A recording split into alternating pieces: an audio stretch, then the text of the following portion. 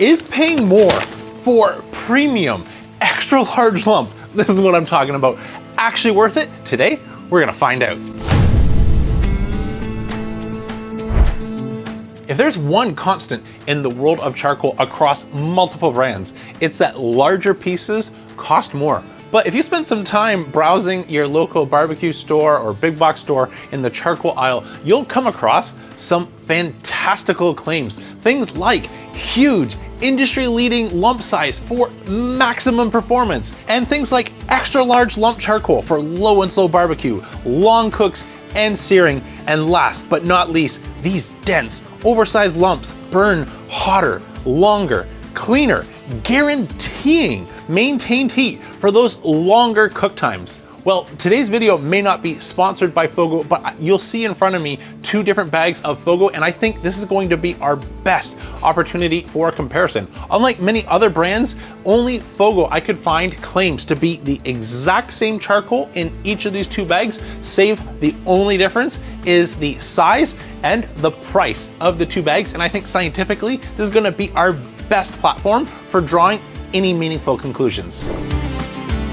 So I mentioned I came up with 2 tests, and I think the best way to put these 2 charcoals through a stress test is exactly what is claimed on the bags, which is longer lasting burn times, as well as saving you money from being able to reuse it. This is something that was shared across multiple different brands. So the first test that I'm gonna put us through is a stress test designed to see how long the charcoal actually runs for. Do we actually get longer burn times, and how much do we use in the process? And the second part of that is used charcoal, what's actually left over after a long, low and slow cook, and how much energy is saved in the size of the charcoal, whether it's smaller or larger, and is this actually useful, or is it just garbage and we have to throw it out? Hopefully that's not the case, but let's get started with test number 1. To find out what we're working with, I've got 2 brand new bags. Let's open them up and take a look, and then get ready to fire up our grills.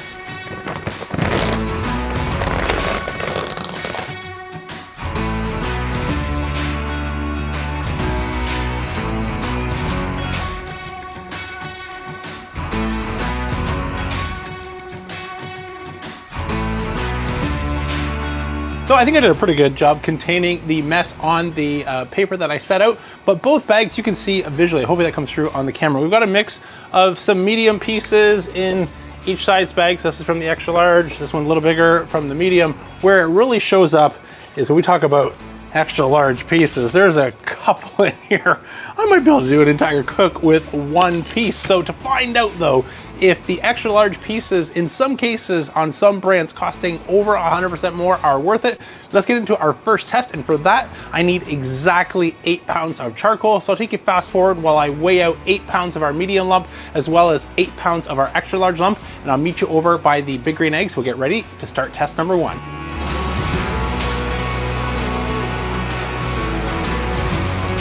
So I've got both green eggs fired up using medium and extra large lump, and right now they're both running within 1 degree Fahrenheit one another. So while I may need to wait for tomorrow to share the results and move on to test 2 and test 3, for you, the wait will go by just like this. Well, that turned out to be way more interesting than I thought an overnight burn of charcoal was going to be. So I've written down some of the results. Let me go through what we're looking for. Now for the temperatures, soon as we took a nosedive below our 250 to 270 degree target temperature range, I drew the floor at 250. That is the stop time. So both grills, we got started at 7 p.m. last evening, and this is when they fell below that line. So the medium charcoal dropped below the 250 degree mark at 2:19 a.m. So that gave us 7 hours and 19 minutes of runtime. The extra large, its end time was 3:35 in the morning. So we got a 1 hour and 16 minute difference, which is about a 17% longer burn time. Really interesting if we came back remembering that the price difference was about 18% more for the extra large. So it didn't quite pay off, but that's only part of the story. Since I ran no interference in terms of giving the grills more air once the temperature started to drop, inevitably what happens is a fire burns down, and since we didn't have full baskets, we're likely to get a bit of a hot burn down in the middle, and have some charcoal left over. So if we wanted to save that, there's a couple things we could do. Provide more air to make sure that those kind of adjacent coals catch and provide some BTU, and or even just get in there and agitate the coal bed and make sure that we could continue to burn what we added all the way to the bottom. But I didn't want to interfere with the results, so I left them exactly as they were so that I could also gain insights into how much charcoal we have left. And this is where things got really interesting. Using the same food scale as before, I weighed how much charcoal was left in our medium lump as well as our extra large lump. Since we started with a flat 8 pounds in each, this is gonna give me the opportunity to calculate a couple things in terms of how much we actually used and how much they actually cost, since we know from the manufacturer how much each bag costs on a per pound basis. So without further ado, let me take you through the results. So starting with our medium, after I gave the basket a quick shake, as you would if you were cleaning out your Kamado to use it the next day, I brought it over to the food scale and weighed it, and I had 2.3 pounds remaining. So if we started with our 8 pounds, that means we burned 5.7 pounds of medium lump charcoal in terms of what is actually available or usable to us. And that's an important point, since not only did I see on the butcher paper, but I also saw in the Kickash can down below far more smaller chips and chunks or little pieces that would fall through the grate holes if you're using sort of a fire plate and or something like what I'm using with the Kickash basket. So it's not that we necessarily burned more fuel, but we lost some more fuel to those small little nooks and crevices. So that brings our total cost, if we start with about $1.58 US per pound from Fogo for the medium bag, we burnt our 5.7 pounds. That's about just over $9 is our cost to run for our 7 hours and 19 minutes.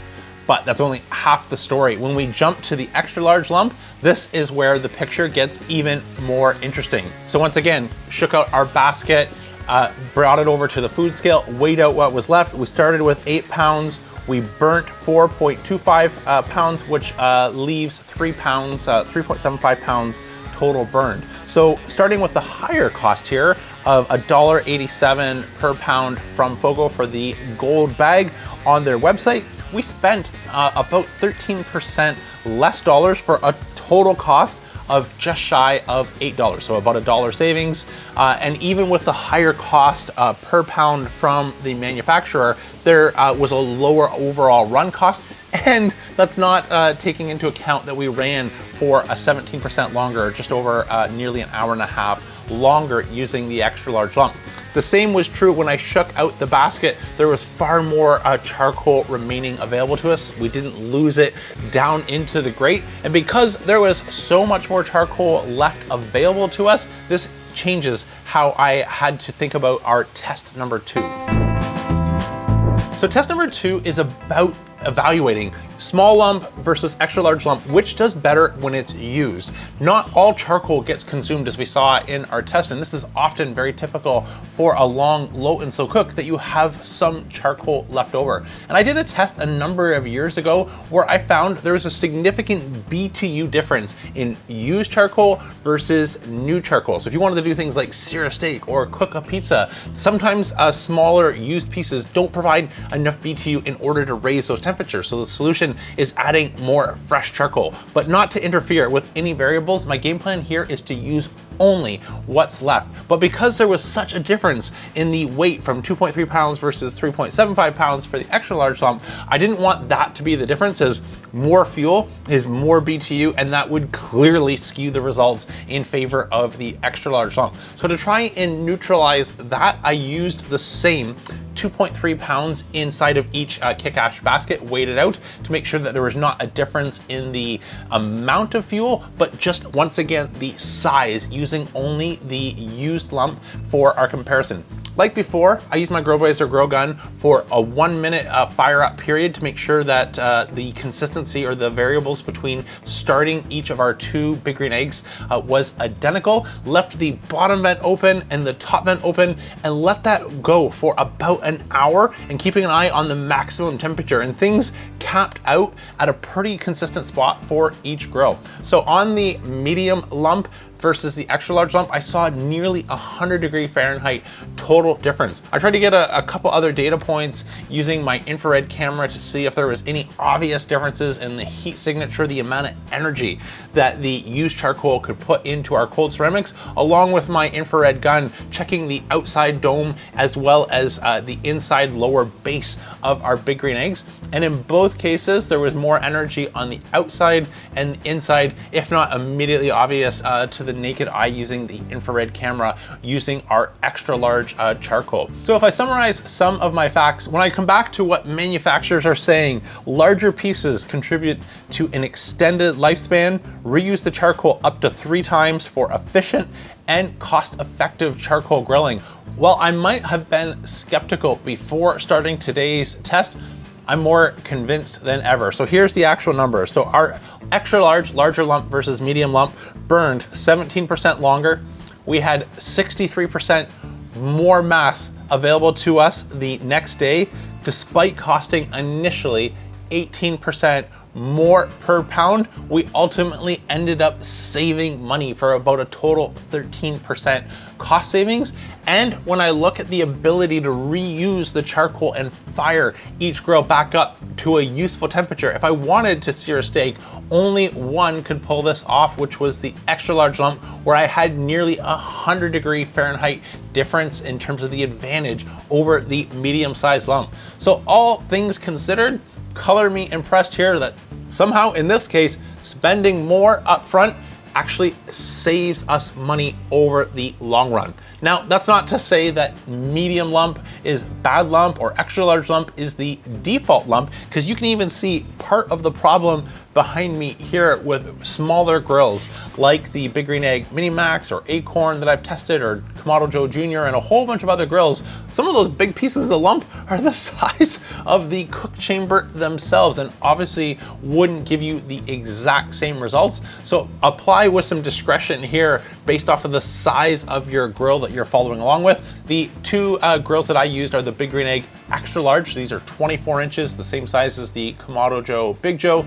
Would be comparable to the Primo Oval XL or even the 2XL. This is where the extra large lump, I think, is an absolute no-brainer. If you're following along on sort of the sub 18-inch size grill, so if you're below a large or a classic or anything in that footprint, this is where maybe the black bag, the medium lump, is going to give you the best option, because you're not able to fit some of these much larger pieces without needing to break them down. Well, that was a little bit more interesting and decisive in favor of the extra large lump than I expected it to be. I thought the cheaper per pound was always going to remain cheaper, especially since they're the same charcoal. The only difference is being hand-picked for size, but data sometimes proves me wrong. In this case, I found that the bag that I'm using most often is actually the least expensive. That's it for today. I'm James with Polka Dot Barbecue signing off. Remember, don't be afraid to fire it up.